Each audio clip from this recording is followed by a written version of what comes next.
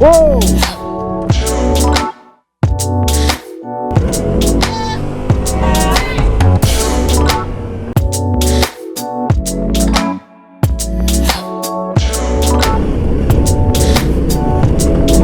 Oh, this is magic.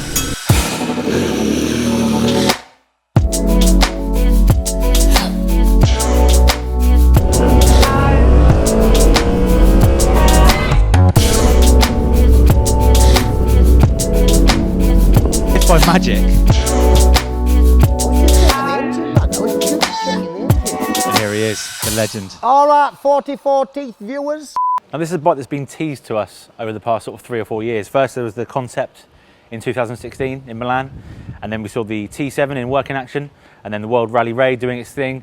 And it's been developed for pretty much 4 years in working mode. And now we're finally in 2019, we have the production bike. So what have we got then? Well, the CP2 motor, this, believe it or not, is unchanged from the MT-07. Nothing different at all, except there's new gearing, slightly shorter for off-road. There's a new airbox and a new exhaust, among other little tidbits. And the fueling has been worked on for sort of a bit more mid-range and a bit more usability for off-road. The chassis is completely new. It's not a developed MT-07 or taken from anything else at all. This is an all-new frame. It's 48% weight at the front, 52 at the rear for mechanical grip. We've got 43mm KYB forks at the front with 210mm stroke. At the rear, we've got a shock with 200mm stroke, so there's plenty, as you can see, plenty to get some big tabletops and cliff drops and whatever you fancy. And the beauty of this thing, another beauty of this thing, is the weight. It's 187 kilos dry, which is ridiculous for a big adventure bike, or biggish adventure bike. It's only 204 kilos fully fueled as well. Wheelbase is a massive 15.95mm. We have a 21-inch wheel at the front, an 18-inch wheel at the rear. Both wear Pirelli Scorpion Rallies. And believe it or not, despite this sort of facade here, the fuel tank is only 16 litres. And we've got this nice sort of dash at the front, which is kind of a rally slag effect. Seat height is 875mm, which actually, it sounds kind of big, but it's not at all for a big adventure bike. And there's also a lowering kit. Now the bikes will be available from September. They'll be in dealers, you can order them now, but they'll be in dealers from July. But most of the bikes will be available September, and it costs just $8,399 on the road. So, let's ride it. Well, it's actually quite low, isn't it? It's quite low, yeah. Both my feet are flat on the floor. Anyway, welcome to the Tenere. Look at that view. Look at that view. We're staying in a castle, which is rather lovely, in Tortosa. Not far from Barcelona, well, 2 hours from Barcelona. And we've got 350 kilometers today, so should give us a bit of a rough idea of how this puppy goes. And I'm super excited about this bike. I mean, I'm excited about lots of new bikes, but this one particularly because it's been dragged on for so long, isn't it? 2016 was the first sort of prototype release, the concept. Now, finally, in 2019, 3 years later, we've got the actual bike. We're riding the actual bike, and I don't think they're coming in until September, I believe. I think its nearest rival is definitely the KTM, the 790 Adventure. And there's lots of talk last night. I mean, this is rather unique because so much effort has been put into its off-road capability. You know, usually you have an adventure bike, and yeah, it feels all right. It's a bit of a plastic adventure bike. You know, it's not supposed to be off-road. Not supposed to be a proper off-roader. You put it in dirt, and yeah, it feels all right. But you know, this is a proper rally slag. It looks like it as well. I love the front, the high front, and there's definitely echoes of the original Tenere back in the 90s, 80s. Oh, get off your indicator, it's a bit stiff that. Oh, bloody hell. And yeah, so Tenere, let's go back to basics then. Tenere, I mean, I kind of knew what it was, but we were reminded last night that it's a, oh, it's a bit hectic. It's a bit hectic for 8 o'clock in the morning.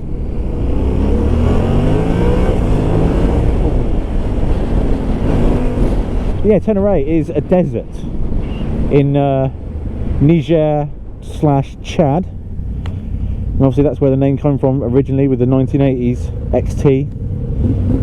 Tenere, it sounds like a song, doesn't it? Desiree, maybe think that's what's doing it for me. Anyway, oh, sorry, nice, sorry. Right, let's get out of town. Bloody cameras, lovely road, and the bloody camera crashed. Yeah, so out on the freeway, out of town. It's nice. It feels it's super light. It's bloody windy here though. I mean, I've only ridden the 790 Adventure. I haven't ridden it long enough. I only had sort of 20-25 minutes on one, but I think it's very obvious that the KTM is far more. Oi, shitting hell. Far more at home on the road. In terms of the engine, I mean, it feels heavy compared to an MT-07, and what I mean is that it doesn't spin. There's more inertia. It doesn't spin as quickly or as much with as much vigor as the MT-07, but you know, the actual engine is exactly the same. It's exactly the same, but then again, the bike is a lot heavier. So, and this sort of thing here, this is where it's going to come into its own. It does feel, you can put it anywhere. It's super light. It does feel super light. That front end, obviously, it helps with a light feeling with a 21-inch front rim. Oh yes, this is more like it. It's still got that MT-07 charm and wide range of usability. I mean, I'm in third here. You could use second or even first. Still pulls nicely. I think I want to do a hill climb here. Probably not on a Tenere. It's pretty good though. I mean, in fact, it's very good. It's flickable, confidence inspiring. What a road. Dragging pegs for days. Whoa.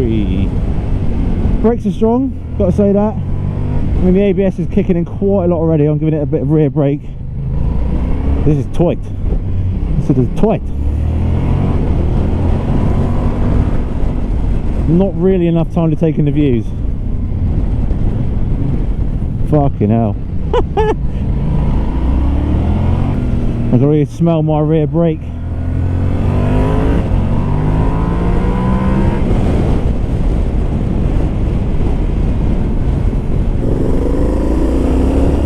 Just using third gear just to drive out. It's nice to have a little bit of engine braking in second gear to settle it a bit, but you can just leave it in third and let the engine pull. Pulls like Ron Jeremy at a sex party. It is super smooth, as you'd expect from an MT-07 motor. The rest of the chassis is quite fluid as well. I said the rest of the chassis. The chassis is actually quite fluid as well. There's no nasties, there's no hidden surprises. Clutch is nice and easy, smooth. Brakes like that initial bite a bit, but I mean, you know, you're hardly going to be pulling endos going into a roundabout, I guess, on one of these. But I've just been told you can turn the ABS off front and rear, just a touch of a button when you're stood still. So there's no sort of PlayStation manoeuvres as with some bikes, and indeed the old Tenere. I mean, without that ABS on the brakes, it's so much better, so much more responsive. You got more of a feeling. Well, you would do, but oh, here we go. We are off-road. It's actually not too awkward stood up. Quite a narrow seat, although the sort of fairings and the frame kind of foul. You make your legs seem a little bit wider than they should be. It's not too bad though. Oh, it's a bit rough up here, Nige. So far so good. Yeah, I think the suspension's definitely firm, but it is quite a controlled stroke, so it doesn't feel too bad. I'll tell you what, this is a very capable bike. I mean, we're hardly doing a Dakar, but it feels good so far. It's sort of confidence inspiring technique on the road translates to being off-road as well. Oh, some big old ruts, mind.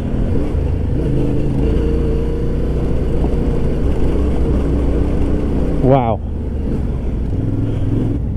That section highlighted just how bloody good this thing is. Yeah, in terms of a go anywhere, do anything bike, this is bloody it, boys and girls. So I like to consider myself a kind of average off-road rider. I've done a bit of motocross. You know, I'm perfectly adept at going off-road and trail riding, etc., enduros. But I thought I'd ask the opinion, because this truly is an off-road weapon. I thought I'd ask the opinion of an off-road weapon. So, Llewellyn Pavey, you've done the Dakar, you've done other stuff, haven't you? Yeah, I've done a little bit of other stuff, yeah. Bog monkey work and riding around fields a lot on wet days. And British Championship Enduro? Yeah, I did some British Championship Enduros for a few years. You know your onions? Yeah, I know a little bit, yeah, I've ridden a little bit. I mean, what's it like living in the shadow of your dad? Yeah, that's hard work. Most of the time I spend trying to tell people that I am faster than him and smarter than him and better looking than him, and no one ever seems to believe me. But, you know, it's an uphill battle. Anyway, back to the Tenere 700. What do you reckon? What's your honest opinion of a bike when it can be ridden to its absolute limit? It's good. It's good. I think it depends on the kind of rider you are as to how good it is for you. But it's generally like a really solid effort of an adventure bike. I love that it's light. I think that makes a really big difference. It makes it much less of a fight to do good things with it. I think if you're a really hardcore off-road dude and you really like to push adventure bikes a lot, you kind of find the limit of it. But it's better than everything but a KTM 790. That's kind of where it's at the moment. I think, yeah, it's really well balanced. It's really pleasant to ride. The engine's killer. I think it's really good. It's super smooth and rideable and a really enjoyable bike. I think the last 5% you can probably find in an orange coloured bike, but you've got to be someone that wants a really intense bike to go there, if that makes sense. I think for most of whatever you would do on a bike like this, I really enjoyed riding it. You know, The last 2 days have been typical adventure riding, and I've never been in a position where I was like, oh, well, you know, I want this to change or that to change, really. So, yeah, it's a good bike. Well, there you go. Thanks, cheers. No problem. All right, cheers, mate. I think most of us agree that the bars are too far, they're rolled too far back. They need to be rolled forward for off-road. Perfectly fine for on-road. But again, you know, you have to question how many of these bikes are actually going to be ridden off-road. There's not going to be that many. Not to the extent we were. It's not bad, that. I mean, this motor, this NT07 engine is the CP2, is you know, I think it's almost saved Yamaha, and that's not okay, yes, it's a slight exaggeration, but it's so good. The only thing it didn't do or hasn't done in life is cure cancer. It's done everything else. It's such a good motor. I mean, it could appease every level of rider, and it even works in a bloody adventure bike. Whee! And the throttle connection is just absolutely sex.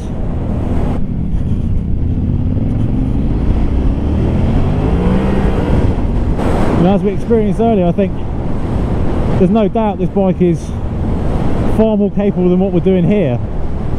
But, you know, are owners going to take it much more extreme than this? I highly doubt it, but it is. It's got plenty more in the tank, and I think we'll find out tomorrow, because tomorrow is going to be a proper technical enduro slugfest, rally slag. I'll tell you what, we've been in the saddle now for 200 kilometers, nearly 200 kilometers, and it definitely, you grow to like it. It doesn't smack you in the bollocks. It's not overly exciting, but it's just really good at getting the job done. In many ways, it's like a GS, but far better off-road. And it's super easy to ride. Super easy to ride. I mean, I think I would comfortably put my gran on this and put her on the terrain we did earlier, and she'd piss it. Bless her. But there's definitely a fun element. You can't, you know, I know I said it doesn't smack you in the bollocks and doesn't do anything exceptionally well, but it is still good fun. And anything with this motor in is going to be fun. Okay, now those rocks.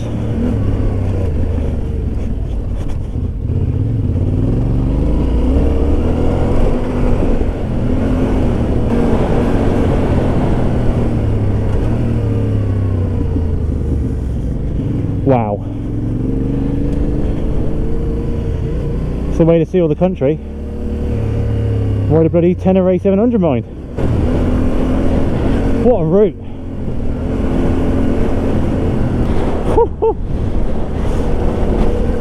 Whoa, shit. You can't lapse in concentration.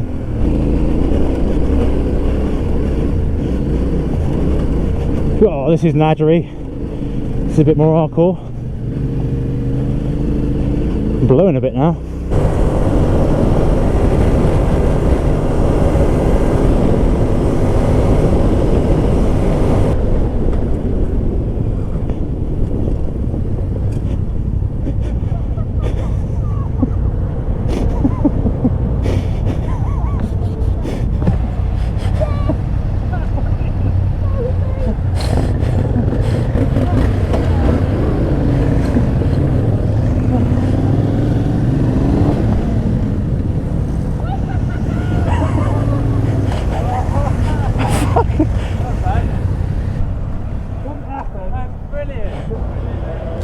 Well, as you can see, I've got a brand new tyre on because that little puncture before my camera died had a nail in there. So that was the first action of the day. God, I've eaten too much. We just had lunch. Oh yeah, we're on the reserve light. So look at this. It's quite talking of practicality. Let's talk practicalities. So 222 kilometers of pretty mean riding on and off road, and that is 16 litres. Other practicalities, the seat. Any of you who know me, I'm a bit of a stickler for uncomfortable seats, and this is not uncomfortable. This is absolutely legendary in terms of comfort and joy. So yeah, fuel trip's now on. Fuel trip, reserve trip. And then you get 4 litres on the reserve light, so it's not bad actually. We've got another 4 litres left. So I've used 12 litres over 222 k's. That'll do, donkey.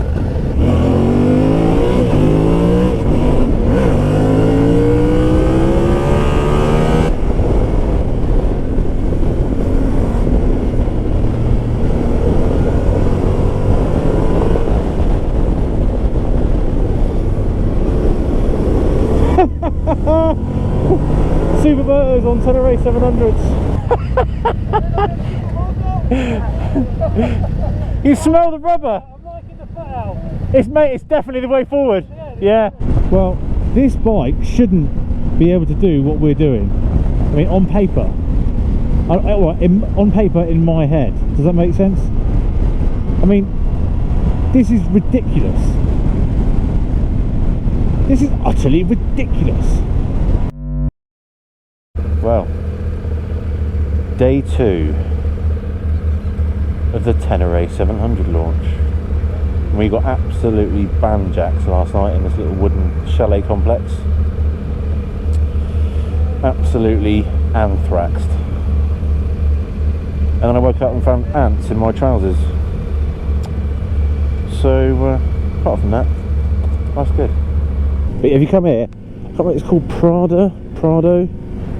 Little wooden chalets, perhaps Prades, that's it. Yeah, come in, that's good. Oh, this is interesting.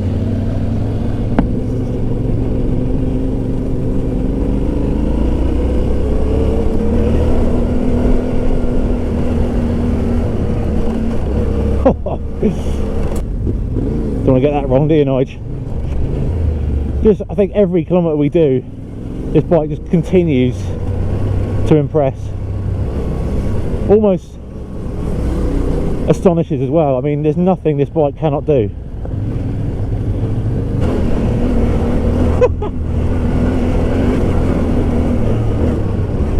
It's worth pointing out actually, because obviously there's no traction control as with the MT-07, and I hope that doesn't put people off, because this bike does not need it. And then it's probably going to high size it into oblivion. I'm just hoping that doesn't put people off, because the throttle connection is just one of the sweetest I've ever sampled. Of course, there's no ride-by-wire or any modes or any nasty shit. You just get on and ride it.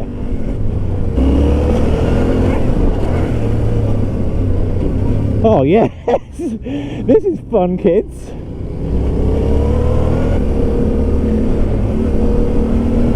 I've no idea what this road's for, but it's interesting. The mechanical grip is just insane. It's almost like there's some sort of off-road TC. You really have to abuse it.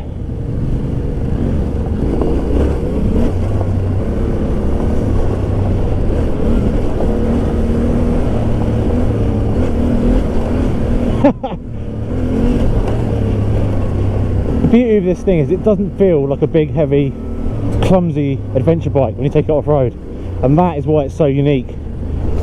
Like I said, I haven't ridden the KTM Adventure 790 Adventure off-road yet, so I can't make a proper comparison, but I'd imagine from what everyone's telling me the KTM is a little bit fruitier, it's got more guts, and of course it's a KTM, so it's got WP suspension that will cope with this sort of stuff. But this is just, like I said yesterday, it's flattering me.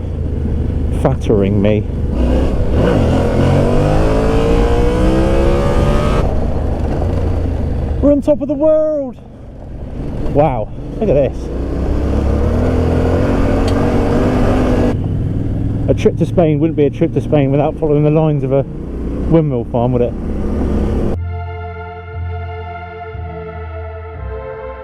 Have you ever wondered how we get these sexy tracking shots?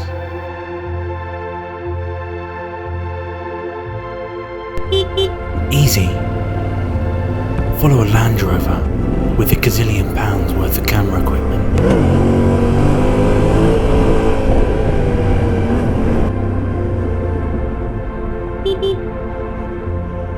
Still photography is a little less technical.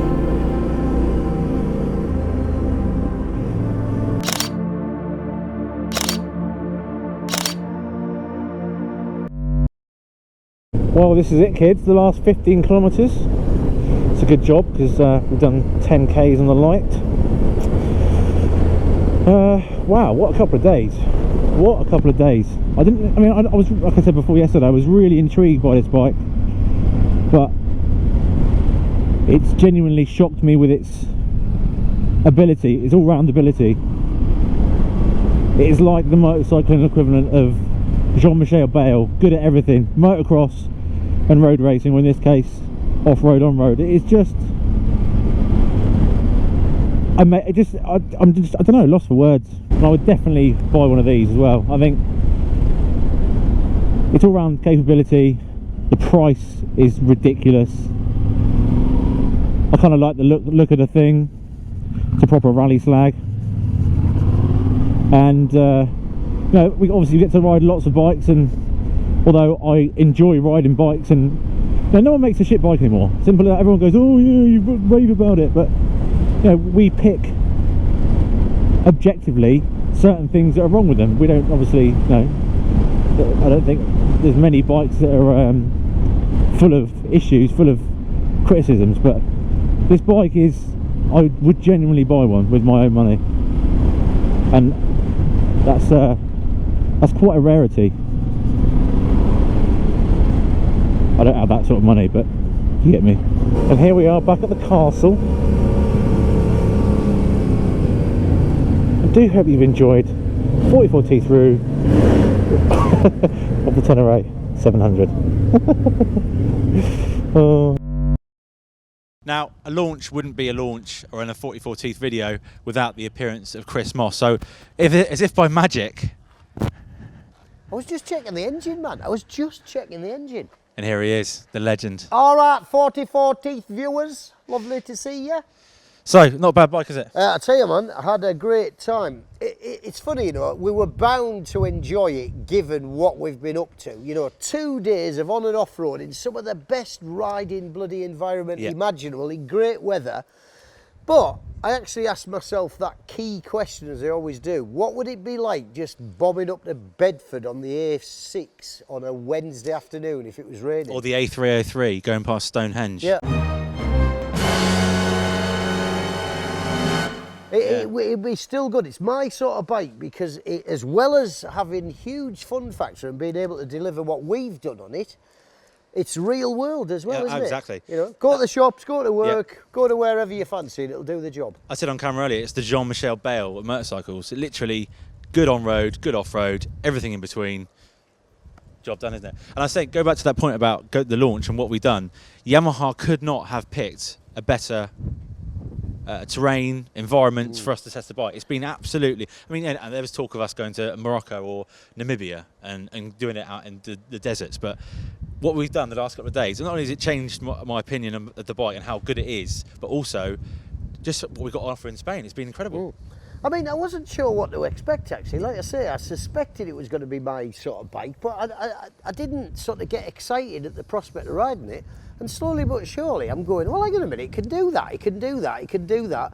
And the biggest thing of all is the price, isn't it? Oh, mate. Once you put everything into context with that, it's even better and more worthy of praise. I think is it £3,000 cheaper than the... It's £2,600 cheaper than the Adventure base model. And it's the 790 this is, It's £3,700 cheaper than the R. I mean, that is phenomenal. I know the KTM is probably, well, it's definitely better on the road, and from what Lel was saying, it's definitely better off road. But for that last 5%, you know, you're going to save yourself £3,000, basically. I mean, what do you think the competition is? I don't think it's got any in that price bracket for what it can do. It's not a pretend adventure bike. The V-Strom.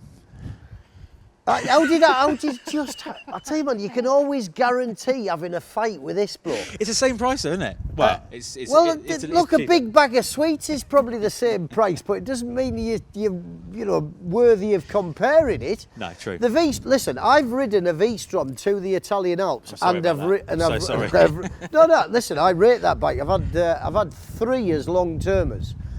And on one of them, I rode to the Alps and I rode round the trails, a bit like we did today, but I was shitting myself a lot of the way because it's such a big, heavy, poorly suspended bike. It's a bit like, it's everything this isn't. Yeah. It's amazing what this thing is. I expected it to be like a bit like a 690 Enduro KTM. Just be a bit sort of hard edge, but not really that suited to distance work or general duties on the road. Couldn't be further, could you? Man, it's within a mile. You go, hang on a minute. This is nice. This is a road bike, and then you get off road, and you go, well, it can cope with this as well. You know? This is it. I mean, I was saying earlier, again on camera, you go. Often we go on these sort of adventure bike launches, and you go, okay, well, I'm going to go on road in a minute after we've been on off road, and you go, oh, yeah, but the tyres don't suit it, or this and that, and the other, and vice versa. But this, it doesn't matter where you go. Yeah, but and hang on. Quite often, these adventure bikes, they take you on a sort of 300 or 400 yard stretch of basic, like this, like a car park with a bit of loose stuff on it. We did proper. It wasn't hardcore, but it was proper off-roading. Yeah. You know, rocky, bloody. There was plenty of chance to dive off, wasn't there? Climbs, drops, bloody slippery today, mind you. But I felt pretty good on it. It didn't feel too unmanageable. It's a big bike. It's not an enduro bike. No. But it's not a... Listen, I know GSs and things like that can be ridden really well by superstars, but I'm not a superstar, and I need something this friendly. That's the thing. It's so friendly. You jump on it. Yep. Yeah, on adventure bike launches I've been on, they talk about this off-road ability, and then they take you to a car park with a bit of gravel on top and make you do about half a mile or something and deem that as a test. Nonsense. Do you know what? I'm really quite sort of surprised by it. I don't know why. I thought it'd be half decent, but I think it really is quite something. And for a bike to flatter me, that says something, both on and off road. Is that because you're miserable? Yes. Yeah, I thought so. But a bike that to flatter me and just keep you going, and it just fills you full of confidence. That's the thing. You know, it's light, the engine works smoothly, and that throttle connection is probably one of the best throttles I've ever sampled. And there's no ride-by-one nasties or anything like that. But as a package, it just continues to fill you full of confidence, and that is what people want. It's still fun. There's no sort of... It doesn't smack you in the nuts. There's nothing uber exciting about it, is there? But that's the beauty of it. It's not intimidating, is it? I mean, like, who needs, like, 100 and odd horsepower from an adventure bike, you know, off-road? Yeah. I'll tell you the thing I like about the motor as well, because of that cross-plane crank. I nearly said that properly. You get an instant connection, don't you? Yeah. It feels more like a single, doesn't it? It does, yeah. I thought a twin might not suit, off-roading, but this twin... It digs in, doesn't it? Yeah, it does. Well, but you get gusto immediately you ask of Yeah. it, don't you? What do you think? There's no traction control. I mean, it doesn't bother me in the slightest because you don't need it. Well, But listen, will it put people off? I used that a couple of times to just straighten it up on the corner exits, Yeah. Listen, there's a lot. No enduro bikes, or very few enduro bikes, have got No, traction. of course. But this is an adventure bike, isn't it? Yeah, And- for the and all road, its for the rivals road have got part. it. Yeah, for the road part of things, you know what? I've not given that enough consideration, really. Listen, you pay as your money and you take your choice. You could have had traction, you could have had an electronic suspension, but you wouldn't get it for £8,400 effectively, would you? No. I'll tell you one thing as well, at the risk of sounding a bit dull, just as an indication of thoughtful design, Yeah. these foot pegs, the rubber for the road to offer some grip, and then as soon as you stand up on the peg, you drop down onto the metal bit. I didn't think about that. Never noticed it. I'm not saying I noticed it necessarily, Okay. but it's a feature that, will work, and it just emphasises the fact that, they've given this quite a bit of care and consideration during the design process. Although I will say one thing. A 44T viewer pointed out the fact that this rear subframe is in fact all one piece with the chassis. So, okay. and the reason they've done that is purely for weight saving. And I'm sure there's some cost cutting measures in there as well. But if you have a big crash, it's a frame write-off. So, that's a bit of a... It's not a very good bike at all now. But well, don't crash it. It's the advice we're giving. Well, exactly, isn't it? don't crash or it. Don't have a big one one. anyway. Yeah. Don't have a big one. Do you ever have any choice? As you're sailing through the air, is there a questionnaire? Yeah. Is there a box to button. tick? Yeah. But I mean, other than that, what are your? The only thing I can think of, the clutch is a little bit heavy for off-road. I did notice that today, but do you know what? Anything I've tried to have a go at it for, I've just gone, mate, No. 8,390 Exactly. quid. Exactly. 99 quid. Stop Yeah. moaning. But other than that, it's an absolute Somebody belter. mentioned the fact that they thought the fork was a bit too soft. I was all right with that. I hit a load of potholes deliberately on the road, and it just goes... Psh. No. Suspension is... I mean, that's the thing. With the MT-07, the MT-09, that suspension is utter turd. Regardless of price... It's a limiting feature of the bike. The chassis and the engine are incredible. Yeah. That was one of my sort of questions before riding it, is like, is the suspension going to be up to it? That's good, isn't it? Without doubt. Yeah. Without doubt. On road and off. Yeah. And another thing... How do they do it? It's magic. Another thing we'll point out is we rode the bike as it left, or as it will leave the showroom. So same tyre pressures, same everything, same suspension settings. So whenever we went on off-road and back onto the other, we still had to adapt. But there was no adapting to be had, was there? You just get on it. Yeah, exactly. Switch from one to the other and just feel comfy straight away. It's a proper dual-purpose adventure bike, isn't it? A lot of them are like Range Rovers, aren't they? They're sort of pseudo off-road sort of vehicles. As soon as you start taking them anywhere near difficult terrain, you just get into proper hot water. This, you just go. You don't think about it, do you? No. You turn off the road, you do that, and you feel at home. Yeah, I'm going to give it a solid 9.5 out of 10. Do you know what? I'm tempted to go the whole hog, really. But yeah, because of its price and the fact that nobody offers anything like this for that money, No, true. That's why I didn't want to compare it to the V-Strom or anything else. It's just not. It's But not people fair will on them. naturally compare it. They will. I mean, Well, don't, because it's not the same. Stop it.